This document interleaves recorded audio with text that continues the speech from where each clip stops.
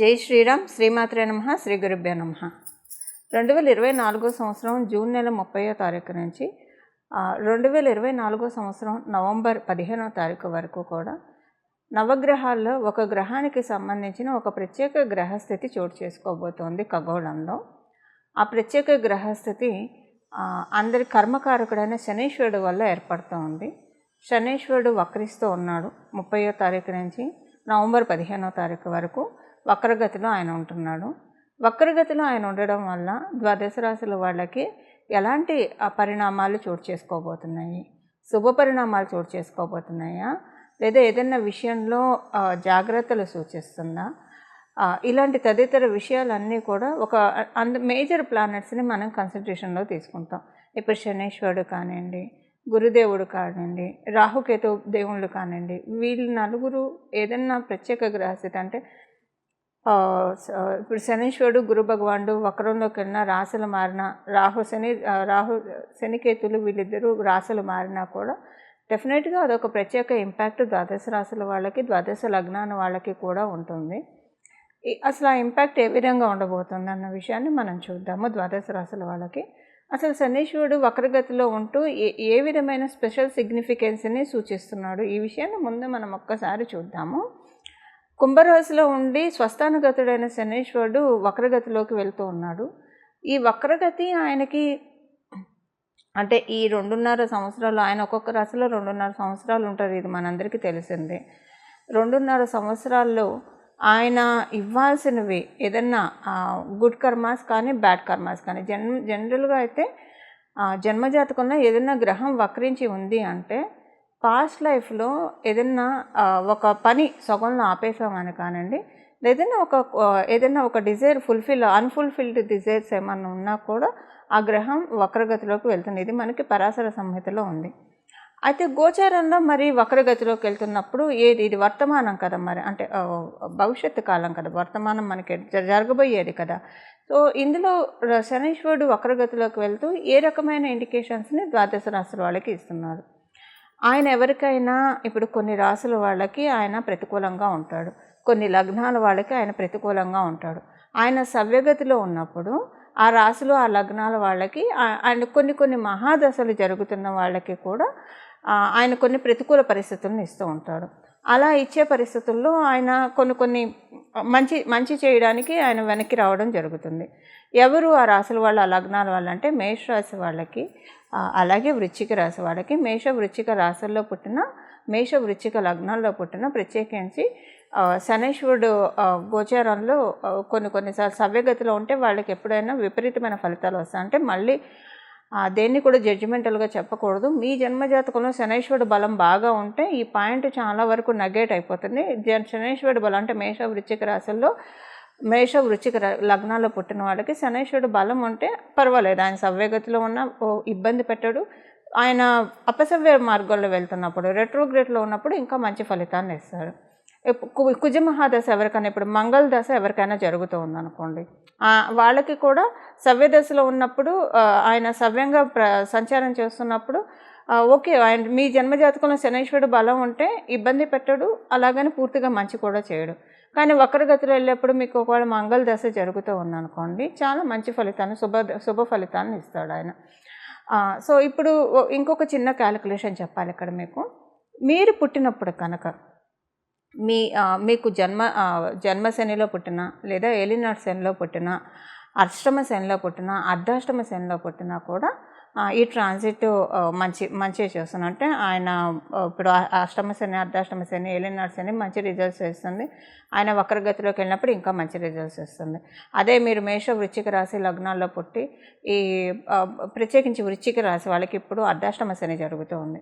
ఈ వక్రంలో వెళ్ళండి, ఈ పర్టికులర్ పీరియడ్ మీకు చాలా మంచి జరుగుతుంది. ఏదైనా పనులు పెండింగ్ ఉండి అవ్వకపోతే అవన్నీ జరుగుతాయి. అవన్నీ నేను రాశుల వారీగా చెప్తాను, బట్ జనరల్గా అవుట్లుక్ ఇస్తున్నాను. ఇది ఒకటి ఉంటుంది. సెకండ్, మీరు అసలు ఎలా తెలుసుకోవాలి మీరు పుట్టింది గోచారం, మీరు పుట్టినప్పుడు అష్టమ శనిలో పుట్టారా, అర్ధాష్టమ శనిలో పుట్టారా, ఏలినాటి శనిలో పుట్టారా? సహజంగా ఒక రఫ్ ఐడియా, ఎంత జన్మజాతకం తెలిసినా తెలియకపోయినా ఒక రఫ్ ఐడియా అయితే మీకు ఉంటుంది కదా. మీరు ఏ టైంలో ఏ ఇయర్లో పుట్టారన్న రఫ్ ఐడియా ఉంటుంది కదా. ఒకసారి గూగుల్ చేయండి. మీరు పుట్టినప్పుడు మీ రాశి వాళ్ళకి ఏలినాటి శని జరుగుతున్నా, అష్టమ శని జరుగుతున్నా, అర్ధాష్టమ శని జరుగుతుందా, అది ఒకసారి చూస్తే మీకు అసలు గోచారంలో శనైశ్వరుడు మీకు అష్టమ శని, అర్ధాష్టమ శని, ఏలినాటి శనిలో ఉంటే మీరు పుట్టడం కూడా అలా పుట్టితే కనుక చాలా మంచి ఫలితాలను ఇస్తాడు. సో కర్మకారకుడైన శనైశ్వరుడు వక్రగతిలోకి వెళ్తూ అందులో లాభస్థానంలో ఉంటూ ఆయన వక్రగతిలోకి వెళ్తున్నాడు. అంటే దశమ స్థానం మకర రాశి వైపు వెళ్తూ ఉన్నాడు. లాభస్థానంలో ఉంటూ కర్మస్థానం వైపు, దశమ స్థానం అంటే కర్మస్థానం వైపు ఆయన వక్రగతిలోకి వెళ్ళడం ఇప్పుడు ఒక్కొక్కళ్ళకి విడివిడిగా మీ రాశి వాళ్ళకి ఎలాంటి ఇంపాక్ట్ చూపించబోతుంది అన్న విషయాన్ని మనం ఒక్కసారి తెలుసుకుందాం. లాభస్థానంలో ఉంటూ వక్రం అంటే ఆయన 10వ స్థానంలోకి వెళ్తున్నారు. అంటే ద్వాదశ రాశుల వాళ్ళకి మీరు చేసే వృత్తి వ్యాపారాల్లో ఏదో ఒక యోగ్యతను, అంటే మీ యోగ్యతను అనుసరించి ఏదో ఒక మంచి మార్పు ఆయన తెచ్చిపెడతారు. ఇప్పుడు అందరూ చాలామంది మనకి కొంత పాపులేషను వర్కింగ్లో ఉంటారు, కొంత పాపులేషను బిజినెస్ చేస్తూ ఉంటారు, కొంత పాపులేషన్ ఫ్రీలాన్స్ వర్క్స్ చేస్తూ ఉంటారు. మీ అందరికీ ఓకే, ఏదో ఒక మీ యోగ్యతను అనుసరించి మీకు తగు ఫలితాలను ఆయన లాభస్థానంలో వక్రిస్తూ మీకు ప్రసాదిస్తాడు. అయితే ఇప్పుడు కొంతమంది గృహిణీలు ఉంటారు, సీనియర్ సిటిజన్స్ ఉంటారు. మరి వీళ్ళ మాట ఏంటి? చక్కగా గృహిణులుగా వాళ్ళ ధర్మాన్ని, వాళ్ళ కర్తవ్యాన్ని వాళ్ళు నిర్వర్తిస్తూ ఉంటారు. అలాగే సీనియర్ సిటిజన్స్ ఉంటారు. మరి వీళ్ళకి ఆయన అపసవ్య మార్గంలో వెళ్తూ ఏం చేస్తారంటే, సొసైటీలో మీకు ఒక మంచి పలుకుబడిని, ఉన్నతిని, అందరూ మిమ్మల్ని గుర్తించడము, అందరితోటి మంచి రిలేషన్ ఉండడము, అలాగే మీ ఇంట్లో ఉన్న వాళ్ళకి, గోచారంలో మీకు వచ్చింది కాబట్టి మీ ఇంట్లో ఉన్న వాళ్ళకి ఏదైనా ఒక ప్లస్ జరుగుతుంది. సో మీ ఇంట్లో ఉన్న వాళ్ళు, ఇప్పుడు సపోజ్ ఆడవాళ్ళు గృహిణులు అనుకోండి, మీ శ్రీవారు వర్కింగ్ అయితే వారికి కలిసి వస్తే మరి అవంతా మీకే కదండి, మీకు మీ పిల్లలకే కదా, సో మీ కుటుంబం వరకే కాబట్టి అలా మీకు సంతోషము, సౌభాగ్యము చేకూరుతుంది. అదే సీనియర్ సిటిజన్స్ అనుకోండి, మీ పిల్లలు వృత్తి వ్యాపారాల్లో బాగా రాణించారు అనుకోండి, తల్లిదండ్రులు పిల్లలు బాగా రాణిస్తుంటే అందరికంటే ఎక్కువగా ఆనందించే వాళ్ళలో ఫస్ట్ నిస్సందేహంగా తల్లిదండ్రులే ఉంటారు ఎవరికైనా. సో అది మీకు సంతోషదాయకమే కదా. ఇలా మీకు గృహిణులకే కావచ్చు, సీనియర్ సిటిజన్స్కే కావచ్చు, ఇలా మన ఫలితాలను అప్లికేబిలిటీ చేసుకోవాలి. అలా ఉద్యోగం కోసం కొంతమంది ఎదురు చూస్తూ ఉంటారు. వ్యాపారము స్టార్ట్ చేసి వాళ్ళకి చేసిన బిజినెస్ కలిసి రాక నైరాశ్యంతో ఎదురు చూస్తూ ఉంటారు. వీళ్ళందరికీ కూడా శనైశ్వరుడు ఏదో ఒక మంచి మార్పు తేబోతూ ఉన్నాడు. అవేంటో మీ రాశుల వారిగా ఇప్పుడు తెలుసుకుందాం. కన్యారాశిలో పుట్టిన వాళ్ళకి మీకు మీకు షష్ఠ స్థానంలో ఆయన సంచారం చేస్తూ ఉన్నాడు. షష్ఠ స్థానం నుంచి ఆయన పంచమ స్థానానికి వస్తూ ఉన్నాడు. అంటే వక్రగతిలో ఉన్నాడు, షష్ఠ స్థానంలో ఉండి వక్రించాడు. అయితే మీకు ప్లస్లు ఏంటి, ఏ విషయాల్లో జాగ్రత్తలు సూచిస్తుంది మనం చూద్దాం. మొదటగా అనుకూలమైన ఫలితాలు మనం చూద్దాము. మంచి కాంట్రాక్ట్స్ వస్తాయి. మీరు బిజినెస్ చేస్తూ ఉంటే కనుక మంచి కాంట్రాక్ట్స్ వస్తాయి. ఒకవేళ మీరు ఉద్యోగం చేసేవాళ్ళైనా సరే ఒక మంచి ఉద్యోగము, అంటే రాతకోతల వర్కులు అన్నీ చక్కగా సాగుతాయి. ఇప్పుడు ఉద్యోగం చేసే వాళ్ళకైతే రాతకోతలు అంటే ఇప్పుడు మీకు ఏదైనా మంచి హైక్ రావడం కానీ, లేదా ఒక మంచి ఉద్యోగం దొరకడం కావచ్చు, దేనికైనా పేపర్ వర్క్ ఉంటుంది కదా, మీరు సైన్ చేయాలి, అపాయింట్మెంట్ లెటర్స్ ఇస్తారు, ఇవన్నీ రాతకోతల వర్కులు ఉంటాయి కదా, అలాంటి వాటిల్లో చాలా బాగా ఉంటుంది. ఇది ఉద్యోగస్తులకి. అదే వ్యాపారస్తులకైతే వ్యాపారం బాగా జనరేట్ అవుతుంది. మౌత్ పబ్లిసిటీ ద్వారా కొన్ని కాంట్రాక్ట్స్ వస్తాయి. అంటే మీకు మీ బిజినెస్కి సరిపడా కొంత బిజినెస్ జనరేట్ అవుతుంది. అలాగే మీరు కూడా కొన్ని విషయాల్లో అంటే కొంచెం డీప్ రీసెర్చ్ చేస్తారు. ఏం చేస్తే బిజినెస్ ఇంకా పెరుగుతుంది, ఏం చేస్తే ఫ్యూచర్లో బాగా సస్టైన్ అవ్వడానికి, కొంత ఆస్తిపాస్తులు ఏర్పరచుకోవడానికి అవకాశం ఉంటుంది. ఈ విధంగా రీసెర్చ్ ఎక్కువ చేస్తారు మీకు తెలియకుండానే. అది మీ బిజినెస్ శనైశ్వరుడు అలా చేయిస్తాడు మీ చేత. ఎందుకంటే మీకు బిజినెస్లో తోడ్పాటును ఆయన వక్రిస్తూ పంచమ స్థానం వైపే కదా వచ్చేది. సో మీ బుద్ధిని, మీ ఆలోచన శక్తిని పెంచుతాడు ఆయన. ఏ విషయంలో పెంచుతాడు, ఏమి ఆలోచిస్తే మీకు వ్యక్తిగతంగా పురోభివృద్ధి ఉంటుంది, వృత్తిపరంగా పురోభివృద్ధి ఉంటుంది. ఇలాంటి ఆలోచనలన్నీ కూడా ఆయన ద్వారా మీకు రావడానికి చాలా చక్కటి అవకాశం ఉంది. అది వెంటనే ఇంప్లిమెంట్ చేస్తారు. అది మీకు సక్సెస్ఫుల్గా కూడా లీడ్ అవుతుంది. ఇది మరియు మీకు ఏమైనా ఆరోగ్య సమస్యలు ఉంటే కనుక ఆరోగ్య సమస్యల నుంచి తొందరగా గట్టెక్కడానికి చక్కగా అవకాశం ఉంటుంది. అలాగే మీకు పిల్లలు ఉండి, అంటే పెళ్ళైపోయిన పిల్లలు ఉంటే వాళ్ళకి స్వగృహ యోగం కానీ, ఏదైనా వాళ్ళు ఒక వెహికల్ తీసుకోవడం, అంటే మీరు కూడా ఒక వెహికల్ తీసుకోవడం కానీ లేదా వెహికల్ కానీ భూమి కానీ ప్రాపర్టీ ఏదైనా కొనడానికి అవకాశం ఉంది. ఇవన్నీ అనుకూలతలు. ఇక ప్రతికూలతలు ఏంటంటే చాలా జాగ్రత్తగా ఉండాలి మీరు ఒక విషయంలో. ఎవరితోటి కూడా ఎక్కువగా మాట్లాడకూడదు అంటే ఒకవేళ ఏమన్నా మాట్లాడితే అది వేరే విధంగా అందరికీ కమ్యూనికేట్ అయ్యే అవకాశం ఉంది. అంటే అందరితోటి అనుకూలమైన సంబంధాలు లేవు అన్న బాధ కొంచెం ఉంటుంది. ఇదొక్క బాధ. ఇది అందువల్ల ఎక్కువగా ఏది ఆలోచించకుండా, ఏది ఎక్కువగా మాట్లాడకుండా, ఎవరితోటి ఎంతవరకు అవసరం అంతవరకే మాట్లాడి, మరీ అసలు మాట్లాడకుండా ఉండకుండా కొంత ఎంత మేరకు అవసరమో అంతవరకు మాట్లాడుతూ ఆయన వక్రగతిని మీరు జాగ్రత్తగా ఈదుకొని వస్తే ఇబ్బంది ఉండదు. లేకపోతే కొంచెం చిన్న ఇష్యూస్, రిలేటివ్స్తో మనస్పర్ధలు ఇలాంటివి వచ్చే అవకాశం ఉంది. అది ఇంట్లోని వాళ్ళు కావచ్చు, రిలేటివ్సే కాకుండా ఇంట్లోని వాళ్ళు కావచ్చు, మీ కంపెనీలో పనిచేసే వాళ్ళతోటి కావచ్చు, మీ నేబర్స్ తోటి కావచ్చు, ఇలా ఎవరితోటైనా మీ ఇంట్లో మీకు మధ్య గొడవలు జరగచ్చు. ఇలా ఏదైనా రావడానికి అవకాశం ఉంది. అందువల్ల వీలైనంత వరకు ఎక్కువగా మాట్లాడేటప్పుడు చాలా క్యాలిక్యులేటెడ్గా మాట్లాడడం ఒకటి అలవాటు చేసుకుంటే కనుక ఈ సమయంలో మీకు ఇబ్బంది రాదనే చెప్పాలి. ఇవి కన్యారాశి వాళ్ళకున్న ఫలితాలు. చూసారు కదండి, మీ రాశి వాళ్ళకి శనైశ్వరుడు వక్రగతిలోకి వెళ్తూ ఎలాంటి ఫలితాన్ని ఇస్తూ ఉన్నారో. ద్వాదశ రాశుల వాళ్ళకి, ద్వాదశ లగ్నాల వాళ్ళకి శనైశ్వరుడు మీకు యోగించే స్థితిలో ఉన్నా, యోగించే స్థితిలో లేకపోయినా, సపోజ్ మంగళ దశ జరిగే వాళ్ళకి మీకు శనైశ్వరుడు బలం బాగా జన్మజాతకంలో ఉంటే, ఆయన సవ్యగతిలో ఉంటే పెద్దగా ఇబ్బంది పెట్టడు. అపసవ్య మార్గంలో ఉంటే మటుకు మంచి ఫలితాన్ని ఇస్తాడు.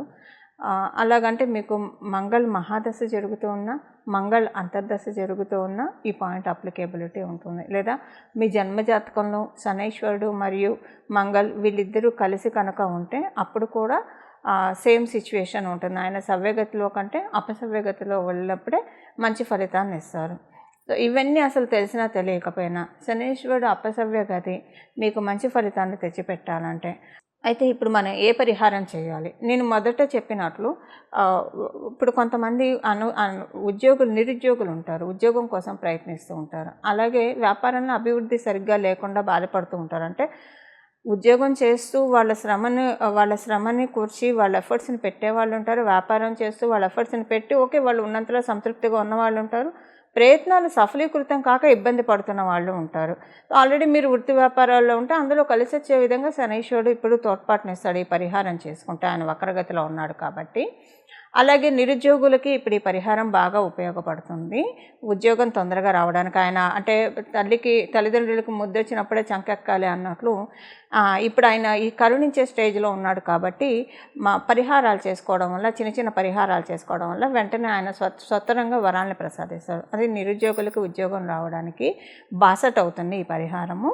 అలాగే ఇప్పుడు వ్యాపారం పెట్టి అస్సలు ముందుకు సాగాక చాలామంది ఇబ్బంది పడుతూ ఉంటారు. ల్యాండ్ సేల్కి పెట్టి ముందుకు సాగాక ఇబ్బంది పడుతూ ఉంటారు. ఏదైనా భూమి కొనాలి, కొంతమంది డబ్బులు కట్టేసి ఉంటారు కానీ ఆ ప్రాపర్టీ కన్స్ట్రక్షన్ మటుకు పూర్తిగా కాదు, అలా ఇబ్బంది పడేవాళ్ళు ఉంటారు. స్థలం లేదా ఇల్లు కొనుక్కోలేక ఇబ్బంది పడుతూ ఉన్నవాళ్ళు, అంటే ఈ ప్రయత్నాల్లో ఉన్న వాళ్ళ వరకు మాత్రమే ఈ ప్రయత్నాల్లో ఉన్నవాళ్ళు ఈ పరిహారం చేసుకోవడం వల్ల వాళ్ళకి కూడా అవన్నీ సఫలీకృతం అవుతాయి. ఇప్పుడు మనం పరిహారానికి వెళ్దాము. ఈ పరిహారం ద్వాదశ రాశుల వాళ్ళకి, ద్వాదశ లగ్నాల వాళ్ళకి కలిపి అందరికీ కలిపి ఒకటే పరిహారం ఉంటుంది. ప్రతిరోజు భాగవతంలోని గజేంద్ర మోక్ష ఘట్టం చదవడం, వినడం ఇది చేస్తే కనుక మన జీవితంలో ఉన్న కష్టాల నుంచి, దుఃఖాల నుంచి భగవంతుడు కృష్ణ పరమాత్ముడు మనల్ని గట్టెక్కిస్తాడు.